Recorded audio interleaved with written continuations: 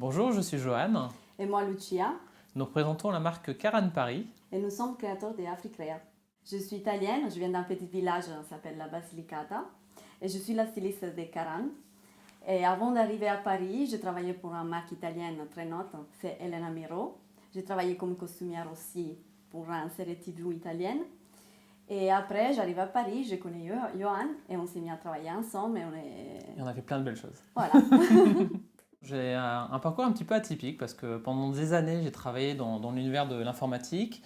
J'ai également travaillé dans tout ce qui est ressources humaines au sens large, tout ce qui est gestion des talents, gestion des compétences, gestion de la performance.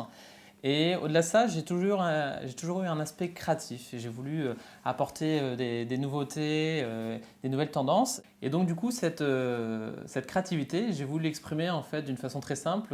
C'est le mélange du Nord-Pas-de-Calais et du Gabon. Pourquoi? Parce qu'en fait, je suis originaire du nord de la France, à côté d'Arras, une petite ville. Et je me suis rendu à Libreville, au Gabon, pays d'Afrique centrale, où je me suis marié en été 2012 avec Charlène. Et là-bas, j'ai découvert vraiment une nouvelle culture, une nouvelle tradition et surtout le travail du wax. Et l'idée que j'ai eue, c'était d'associer cette culture traditionnelle africaine avec une culture occidentale. Donc faire un mélange des genres et apporter ça par petites touches. Donc on a créé une nouvelle collection, c'est la collection de la femme héroïne.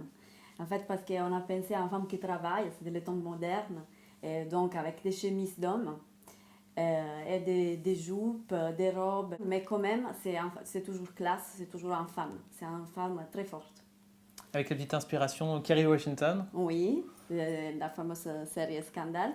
Ouais, parce qu'en fait, l'idée, c'est vraiment de faire de la femme une gladiateur, en quelque sorte. Vraiment une femme qui est de l'assurance, qui a de la prestance. Et aussi comme la série Mad Men avec une autre Joanne. Donc, c'est pas Joanne, c'est une autre Joanne, c'est celle de cette fois-ci de Mad Men. Et donc, pareil, là, on a essayé de capter l'aspect rétro des années 50-60, très soigné, très classe, très chic, très élégant, qui a été repris notamment après dans le milieu de la mode. Par Tom Ford notamment avec tout ce qui est vestimentaire, lunettes, etc. Et voilà, surtout même en femme italienne, hein. C'est un Ouais. caractère très fort, donc on a regardé un peu tout ça.